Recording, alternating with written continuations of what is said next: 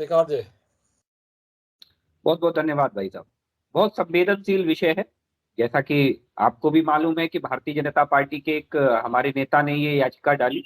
निश्चित तौर पर मैं इस याचिका का स्वागत करता हूं। कारण कि दुनिया में भारत की पहचान पौराणिकता से होती है। आप भी समझ लीजिए, चाहे अमेरिका चले जाइए, चाहे ब्रिटेन चले जाइए, चाहे रसिया चले जाइए, चाहे दुनिया के किसी कोने में चले जाइए, आज भी भारत की पहचान उसकी सांस्कृतिक विरासत से होती है। और वो सांस्कृतिक विरासत 200-400 साल पुरानी नहीं है। वो सांस्कृतिक विरासत हजारों साल पुरानी है। और वो सांस्कृतिक विरासत की, पारिरक्षित विरासत की स्पष्ट उदाहरण आपको मिल जाएंगे, चाहे वो आप राम सेतु के माध्यम से लेना चाहें। मैं कांग्रेस के प्रवक्ता से भी कहूंगा कि हटो बचो की राजनीति मत करिए। देश आपसे जवाब मांगेगा कि सत्ता की लालच में आपने क्या किया और किन विषयों पर आप कैसा गोलमोल जवाब देते रहे। आपने अपनी आत्मा को, आपने अपने सम्मान को गिरवी रख दिया, आपने अपने स्वाभिमान को गिरवी रख दिया सत्ता के हाथों में। ये नहीं चलेगा। और मुझे लगता है ये इस देश की जनता ने भी देख लिया है। अब ये सब चलने वाला नहीं है इस देश में। और उसी की परिणति है कि चाहे आज दिल्ली का नाम, आप दिल्ली से ही उदाहरण ले लीजिए। हम जिस राजधानी का महिमा मंडन करते हैं, क्या दिल्ली उसका पौराणिक नाम है? मुझे कांग्रेस के प्रवक्ता बता दें या डिबेट में बैठे हुए कोई भी व्यक्ति बता दे, क्या दिल्ली उसका पौराणिक नाम है? कब तक हम आक्रताओं के, क्योंकि सुप्रीम कोर्ट की टिप्पणी का मामला है, इसलिए मैं उस पर बहुत ज्यादा सुप्रीम कोर्ट के ऊपर कोई सवाल ना उठाते हुए केवल मैं इतना कहूंगा कि सुप्रीम कोर्ट ने भी यह स्वीकार किया है कि हमारे ऊपर आक्रमण हुए हैं और आक्रांताओं ने वो आक्रमण किए हैं, वो हमारा काला अध्याय है। इस बात को सुप्रीम कोर्ट ने अपने दिए गए उस निर्णय में स्वीकार किया है। ये बहुत बड़ी बात है। मुझे लगता है ये आने वाले कई दशकों तक एक आधार बन के काम करने वाला है।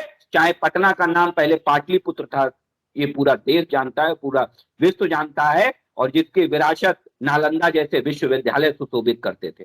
ये 100-200 साल पुरानी बात नहीं है, ये 500 साल पुरानी विरासत नहीं है। भारत युगों युगों की एक परंपरा है। और मुझे लगता है उस परंपरा में जितने भी ऐसे विषय आएंगे उन्हें दुरुस्त करना हर उस व्यक्ति की जिम्मेदारी है। इसमें सरकार को ना लाया जाए।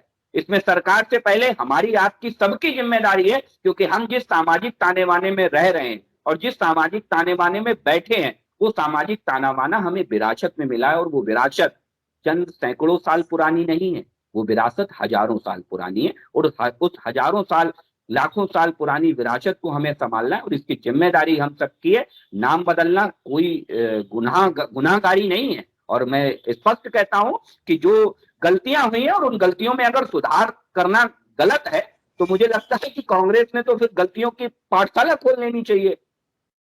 कांग्रेस के शासनकाल में तो ऐसी गलतियों की भरमार रही है।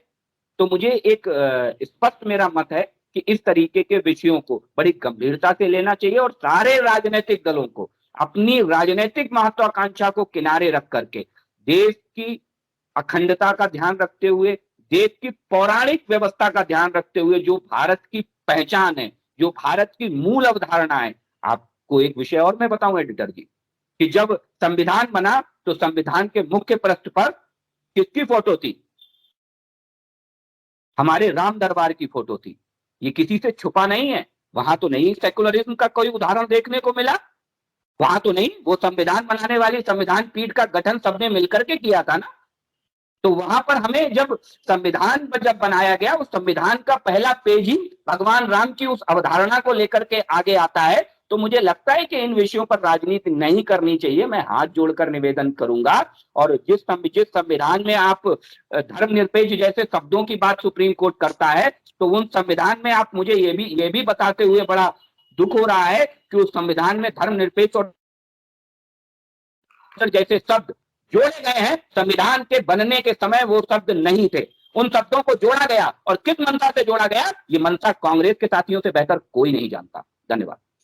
हाँ, देखिए मुझे कांग्रेस के साथी से एक बुनियादी सवाल मेरा है कि आपने सुप्रीम कोर्ट के उस खारिजनामे को तो समझ लिया, लेकिन सुप्रीम कोर्ट ने उस खारिज करते समय जो जो टिप्पणियां की हैं, क्या कांग्रेस उन सारी टिप्पणियों से सहमत है या नहीं है? मुझे एक सवाल का जवाब दे दो।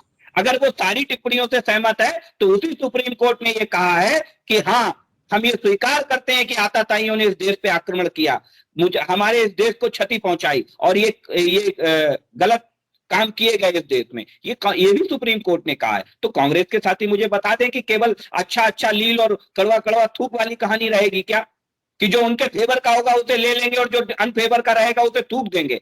ठीक वैसे ही कि साबरमती के संत तूने कर दिया कमाल। क्या मतलब है भाई? इस देश में आजादी में योगदान जितना गांधी एसोसिएशन का है, मैं स्पष्ट कहता हूं, जितना गांधी एसोसिएशन का है उतना ही इस देश में योगदान सुभाष चंद्र बोस का भी है, उतना ही योगदान चंद्रशेखर आजाद का भी है, उतना ही योगदान भगत सिंह का भी है, उतना ही योगदान राजगुरु का है, उतना ही योगदान सुखदेव का भी है। और मुझे लगता है कि सबसे बड़ा योगदान अगर किसी का है तो उस मंगल पांडे का है, जिसने उस अगर क्रांति की पहली अलख नहीं जगाई होती तो आज मुझे नहीं लगता कि खड़ग ले जाकर ढाल बंद करके आजादी दिला पाए होते। तो मुझे अब मैं बड़ा शर्म का विषय मुझे आता है जब कांग्रेस के लोग ऐसे प्रिटेम्प्ट करते हैं। शायद इसीलिए स्वयं गांधी जी ने यह कहा था कि इस कांग्रेस को खत्म कर दीजिए।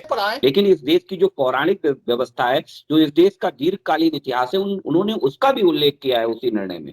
तो इन सारे पहलुओं को विचार करने के बाद उन्होंने निर्णय दिया। उन्होंने इस बात से भी नहीं नकारा है कि इस देश में जो नाम बदले गए आताताइयों द्वारा, क्रांतिकारियों द्वारा, उन्होंने उसे स्वीकार किया है, उन्होंने उसे मना नहीं किया है। लेकिन मौजूदा परिवेश में उन्होंने इस आयोग के होने से जो देश में नुकसान हो सकता है या जो देश की परिस्थितियां गड़बड़ा सकती हैं, इसको संदर्भित लेकर के उन्होंने इसे खारिज किया है। इसको लेकर के मुझे लगता नहीं है कि कहीं भी ये समझना चाहिए कि ये विषय ही गलत है। ये विषय गलत नहीं है, लेकिन उन्होंने मौजूदा परिवेश को ध्यान में रख करके उसे खारिज किया है, उसकी मौजूदा व्यवस्था को लेकर के उन्होंने इसे खारिज किया है। निश्चित तौर पर जहां तक किसी भी आत्मसम्मान की बात होती है तो हम वो हर काम करते हैं, चाहे मुगल गार्डन के नाम को अमृत गार्डन का नाम दिया गया हो। हमने हर वो काम किया है जिससे देश की जो सांस्कृतिक विरासत है हम उसका वैभव वापस ला पाए। भारतीय जनता पार्टी कभी भी ऐसे निर्णयों को ठीक है, कोई भी फैसला जब कहीं कोर्ट का आदेश खासतौर से आता है, वरुण त्रिपाठी जानते हैं चीज को, तो उसमें तमाम से पहलुओं को, तमाम से तथ्यों को शामिल किया जाता है। देखिए, निश्चित तौर पर जो सुप्रीम कोर्ट का निर्णय है वो राष्ट्रीय परिप्रेक्ष्य में उसके एक अलग मायने हैं,